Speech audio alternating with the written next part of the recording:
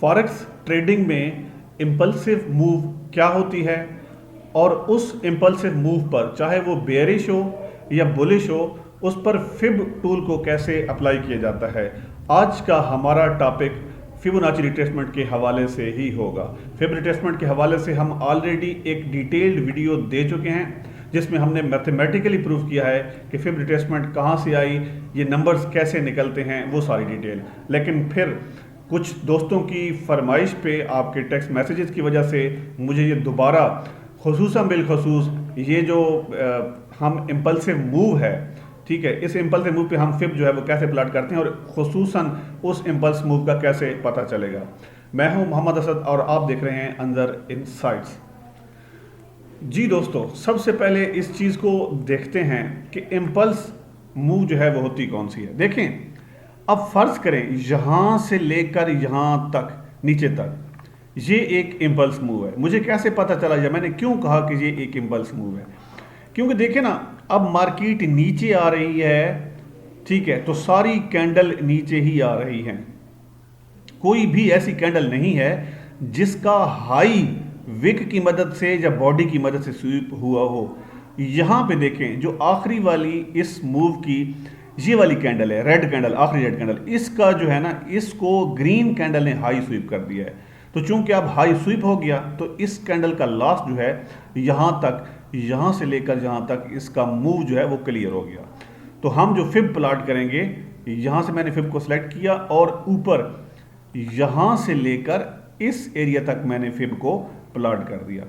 ठीक है, मैं दोबारा से बता देता हूं कि बेयरिश सिनेरियो में इंपल्स मूव एक ऐसी मूव होती है जिसमें कैंडल्स मतलब नीचे से लिक्विडिटी स्वीप करती आ रही हो और कोई भी हाई क्रॉस ना हो। अब देखें, ये मूव यहां तक भी था, ठीक है। अब इसको अगर देखा जाए ना इंपल्स मूव, तो यहां से लेकर यहां तक भी इंपल्स मूव था, क्योंकि उसके बाद जो ये वाली कैंडल बनी है इसने इसका हाई जो है वो एटलीस्ट स्वीप कर दिया है। तो ये एक एक्चुअल में एसएमसी के अकॉर्डिंग ये एक इंपल्स मूव है और आप यहां पे भी फिब प्लॉट कर सकते हैं। ठीक है, अगर मैंने इसको एक्सटेंड किया तो उसकी रीजन ये थी कि ये जो फिब थी ये 23% भी टच नहीं कर पा रही थी और रिवर्सल ले ली। लेकिन अगर मैं इसको इंपल्स मूव मानूं, ठीक है, तो ये एटलीस्ट 38% जो गोल्डन जोन है उस जोन में मार्केट आई है। ये बेयरिश सिनेरियो था। अब जरा बुलिश सिनेरियो, बेयरिश सिनेरियो एक और मैंने लाइन लगाई हुई हैं, इनको नॉमिनेट किया जरा, ये इस वजह से एडवांस में मैंने इसको किया हुआ था। अब ये देखें, मार्केट नीचे आ रही है, नीचे आ रही है, ये देखें इस कैंडल ने भी नीचे, कोई भी कैंडल अब हाई फिलहाल क्रॉस नहीं कर रही। ठीक है, अब इसका जो है इसका हाई यहां पे क्रॉस हुआ है बिल्कुल माइनर सा, लेकिन ये 23% भी आई थिंक नहीं बन रही। अगर बन रही है तो चलो ठीक है, हम इसको भी मान लेते हैं। ठीक है जी, 23 है बिल्कुल, ये रिट्रेसमेंट है जी, क्योंकि जो लास्ट कैंडल है ना इसका हाई स्वीप हो गया। तो अब लास्ट कैंडल का हाई स्वीप हो गया, ठीक है, लास्ट कैंडल अब रेड के नीचे ग्रीन है ना, तो ग्रीन, अब ग्रीन का जो है हाई अब ये स्वीप हो गया। ठीक है, अगर रेड और ग्रीन इक्वल हैं, ये ग्रीन इनसाइड बार है रेड के, तो फिर रेड कैंडल को मद्देनजर रखेंगे, फिर ग्रीन को मद्देनजर नहीं रखेंगे। लेकिन अगर ग्रीन कैंडल रेड के नीचे आ गई है, चाहे एक पॉइंट भी नीचे आ गई हो, तो फिर हम उस ग्रीन कैंडल को देखेंगे, उसको मद्देनजर रखेंगे और अगली कैंडल ये वाली इसके ऊपर क्लोजिंग दे रही है। तो यहां से लेकर यहां तक एक अदद इंपल्स मूव है। ठीक है, अब आगे देखते हैं जी इंपल्स मूव कौन सी। अब देखेंगे बुलिश सिनेरियो में, यहां से देखें ये कैंडल ऊपर जा रही है, ऊपर जा रही है, इसके अंदर एक ग्रीन कैंडल ये इनसाइड बार है। ठीक है, अब देखें ना, बेयरिश सिनेरियो में हमने देखा था कि आखिरी वाली कैंडल पिछली कैंडल के ऊपर क्लोजिंग दे तो हमारा इंपल्स मूव क्लियर हो गया, कंप्लीट हो गया। अब यहां पे बुलिश सिनेरियो में देखें कि मार्केट तो ऊपर जा रही है, ठीक है, लेकिन यहां पे मार्केट ऊपर जा रही है, लेकिन जहां पे कोई भी जो है ना आखिरी हमारी जो बेशक ऊपर वाली आखिरी कैंडल, ये रेड ही सही, जब तक रेड का ये रेड को कोई कैंडल स्वीप ना कर दे, ठीक है, रेड को अगर कैंडल स्वीप ना कर दे उस वक्त तक इंपल्स मूव नहीं होगा। तो ये रेड आखिरी मैंने रेड इसलिए चुनी है क्योंकि ग्रीन से भी ऊपर रेड की क्लोजिंग है। ठीक है, ग्रीन से भी ऊपर, या क्लोजिंग अगर ना भी हो तो इसकी विक ऊपर गई है रेड की, तो इसलिए ये रेड भी शुमार होगी इसी मूव के अंदर।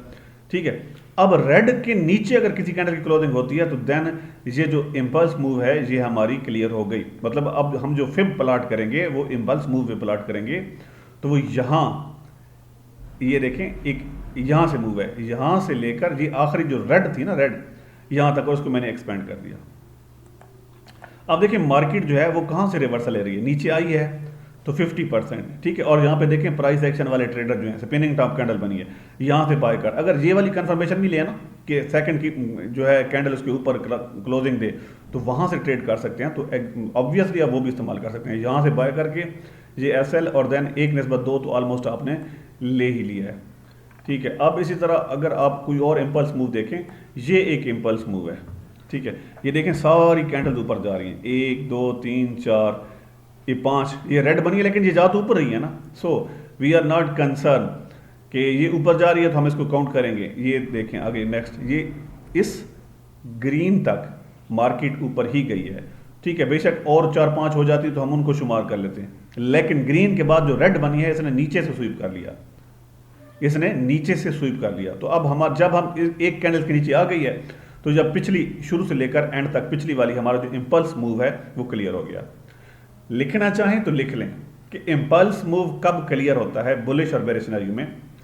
बुलिश में इंपल्स मूव तब बनता है जब किसी खास ये पॉइंट से, ठीक है, किसी खास पॉइंट से ऊपर तक मार्केट जा रही हो और लास्ट कैंडल के नीचे से या तो लिक्विडिटी स्वीप कर दे या कैंडल क्लोजिंग दे दे। दोनों सूरतों में हमारा जो इंपल्स मूव है वो ये हाई नीचे से लेकर जहाँ इस लेवल तक एक इंपल्स मूव हमारा हो जाएगा और हम उस पर फिब प्लाट करेंगे। ये देखें यहाँ से फिब सेलेक्ट की और उसके बाद मैंने शुरू से लेकर एंड तक जहाँ तक हमारा मूव है वहाँ पे मैंने फिब प्लाट कर दिया। ये देखें, ठीक है। अब देखें फिब मैंने प्लाट किया, मार्केट नीचे आई है तो कहाँ तक आई है, 38 के लेवल तक, ठीक है। ये जो 38 का लेवल है ना, ये ऑलरेडी मैं ये चीज़ें बता चुका हूँ, ठीक है। लेकिन अगर दोबारा से ये सुन लें कि ये जो 38 का लेवल है और 5 का और 0.61 का, ठीक है, ये हमारा इक्विलिब्रियम जोन है और इसको गोल्डन फैंटम जोन भी कहते हैं, ठीक है, गोल्डन फैंटम जोन भी कहते हैं, ठीक है। अब देखें एक छोटी सी और मैं देख लेता हूँ, ये एक और इम्पल्स मूव है, ये रेड, ठीक है। इस ग्रीन से शुरू करते हैं क्योंकि ऊपर अभी ग्रीन पड़ी है, यहाँ से नीचे मार्केट गिरती है, इससे लेकर ये रेड नीचे, ये रेड नीचे, ये रेड नीचे, ये रेड नीचे, ये रेड नीचे, ठीक है। ये ग्रीन नीचे आखिर में ग्रीन नीचे आई है, तो इस ग्रीन को कंसिडर करेंगे किस कब तक, क्योंकि ये ग्रीन आखिरी है ना, ग्रीन के नीचे और कोई नहीं है इस इंपल्स मूव में, यहां से लेकर यहां तक। इस इंपल्स मूव में अभी चूंकि मार्केट तो आ रही है नीचे, तो आखिरी जो ग्रीन है इसके ऊपर क्लोजिंग दूसरी ग्रीन ने दे दी है, ठीक है, और उसके बाद ये वाली और उसके बाद ऊपर जा रही है, ठीक है।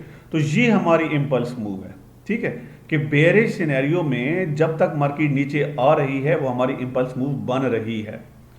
बेरिश सिनेरियो में जब तक मार्केट नीचे आ रही है इंपल्स मूव बन रही है और आखिरी कैंडल को चाहे वो ग्रीन हो चाहे रेड हो, जब कोई भी अगली कैंडल उसके ऊपर क्लोजिंग देगी या विक लगा देगी तो हमारी इंपल्स मूव क्लियर हो जाएगी। यहां से लेकर यहां तक, ये देखिए मैं फिर प्लॉट करता हूं, यहाँ ऊपर यहाँ से लेकर इस नीचे सिरे तक आप खुद देखें कि मार्केट जो है वो गोल्डन फैंटम जोन में ही आई है।